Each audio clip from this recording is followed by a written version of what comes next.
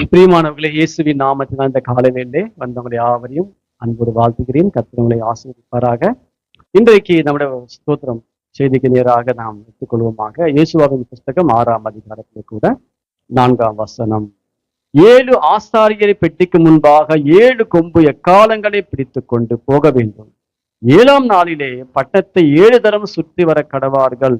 ஆசாரிகள் எக்காலங்களை ஊத வேண்டும். இங்கே ஆண்டவர் இயேசுவாவை பார்த்து சொல்லுகிற ஒரு வார்த்தை இது.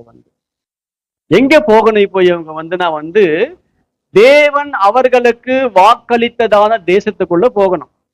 என்ன ஆண்டு வாக்களித்தாரு? அவங்க பிதாக்களுக்கு ஆபிரகாமுக்கும் ஈசாக்கும் யாக்கோபுக்கும் வாக்களித்தார். என்ன வாக்களித்தாருன்னா ஆபிரகாமே, நீ சுற்றி திரியும், நீ கால் மிதிக்கும் தேசம் எல்லாம் உன் சந்நிதியார் என்ன பண்ணுவாங்க, இங்க தாபரிப்பார்கள், இங்க தங்குவாங்கன்னு ஆண்டவர் ஆபிரகாமுக்கு வாக்களித்தாரு. அதுக்கு பிறநாட்கள்ல பாத்தீங்கன்னா ஈசாக்கு யாக்கோபு இவங்க எல்லாம் மரித்த உடனே அடுத்த ஜெனரேஷன் என்ன பண்றாங்கன்னா எகிப்திலே போய் என்ன பண்ணிட்டாங்கன்னா அங்கே தங்கிட்டாங்க. போயிட்டு இப்போ அது சில காலங்கள் பிறகு என்னது, ஆண்டவர் மறுபடியுமாக அவர்களை ஆபிரகாமுக்கு வாக்களித்த தேசத்துக்குள்ள அவர்களை கொண்டு போக வேண்டும் என்று மறுபடியுமாக அவர்களை கொண்டு போறாரு. இப்போ கொண்டு போகும்போது கொஞ்சம் காலங்கள் மோசே அவர்களை என்ன பண்ணாரா, வழிநடத்தினார். செங்கடல் கடந்து கொண்டாங்க. இப்போ அவங்க இப்போ அடுத்தது என்ன கடக்கணும்? இப்போ இவங்க எரிகோ கடக்கணும். இப்போ மோசே இல்லை, இப்போ இயேசுவா மட்டும்தான் போயிருக்காரு. இப்போ இயேசுவாவை இப்ப என்ன பண்றாருன்னா ஜனங்களே வயத்து கொண்டு போகணும். இப்போ அப்போ ஆண்டவர் இயேசுவா கிட்ட சொல்றாரு, இயேசுவா ஆசாரிகள் என்ன பண்ணணும், காலை எழுந்துச்சு அவங்களை பட்டணத்தை என்ன பண்ணா சுற்றி வரணும். என்ன ஆண்டவர் வேடிக்கையா இருக்கு. எரிகோ ராஜாவை பிடிக்கன்னா போய் யுத்தம் பண்ணணும், போயிட்டு என்னோட ராணுவத்தை கொண்டு போகணும், எல்லாரும் சாவடிக்கணும், ஈஸியா அந்த பக்கம் நாங்க போயிடுவோம். அது ஊட்டிட்டு வாக்கிங் பண்ண சொல்றீங்க எங்களை. அல்லேலூயா. சில நேரங்கள்ல நாம என்ன செய்யணும், நாங்க அப்ப ஆண்டவர் கூட இங்க சொல்றாரு, இங்க இந்த எரிகோ பட்டணத்தை உன் கையிலே நான் கொடுக்க வேண்டும் என்றால் நீ ஒண்ணு செய்யணும். என்ன செய்யணும்? ஜாலியா என்ன பண்ண அப்படியே சுத்திட்டு வா. ஆஸ்தாரிகளை என்ன செய்யணுமா, முன்னாடி எக்காலங்களை பிடித்து கொண்டு என்ன பண்ண ஊதிக்கிட்டே வரணும். அவங்க ரெடியா இருக்காங்க. இப்போ யாரு? எரிகோ ராஜாவும் ராணுவம் ரெடியா இருக்கு.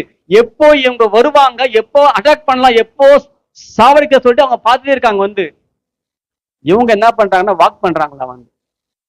இந்த ராஜாவை பாக்குறான், மேல நின்று அப்படியே வச்சு பாக்குறான்.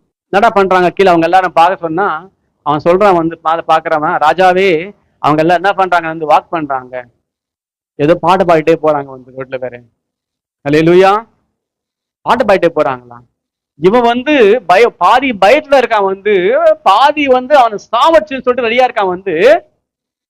அந்த கோபத்துல இருக்கும்போது ராஜாவுக்கு எரிகோ ராஜாவுக்கு இவங்க பண்றதை பார்த்தா இன்னும் இருந்துச்சு பாருங்க. சில நேரங்கள்ல நம்ம செய்யற காரியங்கள் மற்றவங்க வெறுப்பதாகும். நம்ம ஏதோ பண்ணலாம்னு நினைச்சு பார்த்தா இவன் என்ன பண்றான், இவன் ஏதோ பண்ணிட்டே இருக்கான்.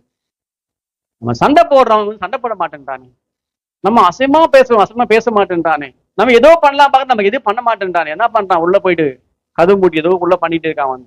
கதவு மூட்டிக்கிட்டு போய் கேட்டா பாட்டு சொல்லி கேட்குது, பாட்டு பாடுறான் உட்காந்துக்கிட்டு. அதுக்கு என்ன பண்றாங்க, பவுலுசீலாவும் உள்ள போட்டவனே, நீ நல்லா இருப்பீங்களா, வீட்டு உள்ள போடுங்க, நான் என்ன பாவம் பண்ணா அப்படி கேட்கலாம். அவங்க என்ன பண்றாங்க, உள்ள போயிட்டு பாட்டை பாடுறாங்களா. பாட்டை பாடின உடனே கேட்கறாங்க, எல்லாமே அசையுது அப்படியே பாட்டுல. அல்லேலூயா. நான் எப்பவுமே பாட்டு பாடிட்டே இருக்கேன். அது ரவிக்கும் தெரியும், ராஜேஷ்க்கு எல்லாருக்கும் தெரியும். கஷ்டம் வந்தாலும் பாடுவேன், சந்தோஷம் வந்தாலும் பாட்டு பாடுவேன். அல்லேலூயா, கர்த்தருக்கு ஸ்தோத்திரம். அப்ப இந்த எரிகோ பட்டணத்தை பிடிக்க வேண்டும் என்றால் மனுஷீகமா நீங்கள் நினைக்கிற விதமாக அதை பிடிக்க முடியாது. ஏன்னா அந்த எரிகோ ராஜா பலவான், அவனை போய் நீ பிடிக்க முடியாது. அப்ப என்ன செய்யணுமா ஆண்டு, நாங்க ஒன்னே ஒண்ணு செய்யுங்க, சும்மா என்ன பண்ணுங்க, அப்படியே எரிகோவை அப்படியே சுத்துவாங்க.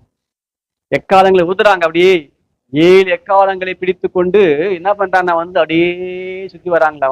ஒரு நாள் முடிஞ்சிச்சு. மறுபடியும் கேட்கறாங்க, ஆண்டவர் என்ன பண்ணு, இன்னைக்கு போட்டு அட்டாக் பண்ணட்டுமா? இன்னைக்கும் வேண்டாம், இன்னைக்கு என்ன பண்ணு, மறுபடியும் போயிட்டு அதே மாதிரி சுத்தி மேல பாக்குறான். என்னடா பண்றாங்க பார்த்துருக்கு, அதே தாங்க பண்றாங்க. அவன் மறுபடியும் அதேதான் வாக் பண்றாங்க, அதேதான் பாட்டை பாடுறாங்க. அவங்க அட்டாக் பண்ண வரலையா, சண்டைப்பட வரலையா? கையில் எதுவுமே இல்லை? எதுவுமே இல்லைங்க. ஏதோ ஊதுறாங்க வச்சு, ஏதோ பாட்டு பாடுறாங்க. அப்படியா? 2 நாள் முடிஞ்சு போச்சு. மறுபடியும் 3ஆம் நாள்.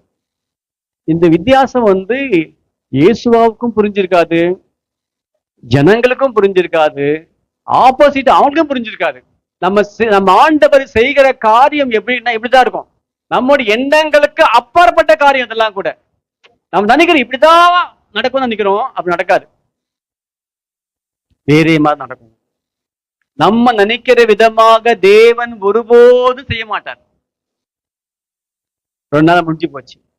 3ஆவது நாள் இன்னைக்கு அட்டாக் பண்ணலாம் ரெடியா இருக்காங்க. இயேசுவாவும் அவங்க ரெடியா இருக்காங்க. மறுபடியும் என்ன பண்றாங்க? அதே சுத்தி வராங்க, அதேதான் சுத்தி வராங்க. 3 நாள் ஆச்சு. 4 நாள். ஆசாரியங்களுக்கு அதை தோணுச்சுங்க. என்ன கேட்டிருப்பாங்க, என்ன தலைவரே, என்ன தேதி யுத்தம் பண்ண வந்திருக்கோம், நம்ம என்னது இங்க டெய்லி எங்க நடக்க சொல்றீங்க, கால் தான் வருது எங்களுக்கு நடந்து.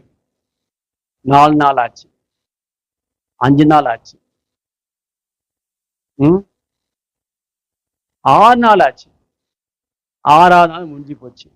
இப்போ ஆண்டவர் சொல்றாரு, நாளைக்கு என்ன பண்ணுங்க, நீங்க 7ஆம் நாளிலே என்ன செய்ய சொல்றாரு பாருங்க. வசனம் பாருங்க 15. 7ஆம் நாளிலே அதிகாலமே கிழக்கு வெளுக்கும் போது எழுந்திருந்து அந்த பிரகாரமே பட்டணத்தை 7 தரம் சுற்றி வர வேண்டும்.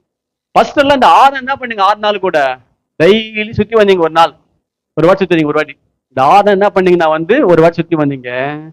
7ஆம் நாள் அப்படியே கிடையாது, 7 தரம் சுத்தி வரணும். ஒரு நாள் நடக்கிறதுக்கே கஷ்டமா இருக்கு. இந்த 7 நாள் வேறு 7 வாட்டி நடக்கணுமா? இப்ப வேற கர்த்தருக்கு ஸ்தோத்திரம். இப்போ 7 ஃபர்ஸ்ட் வாட்டி எக்கால் நடந்து வராங்க.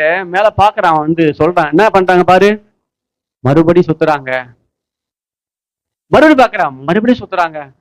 ராஜாவே ஏதோ தந்திரமா பண்றாங்க. அவங்க ஏதோ பண்ண போறாங்க தெரியுது ராஜாவே. அவங்க ஒரு வாட்டில எனக்கு என்ன பண்றாங்க, எனக்கு 7 வாட்டி அனைவரும் சொல்லணும்னே. ராஜா பக்கத்துல இருப்பான் மந்திரி.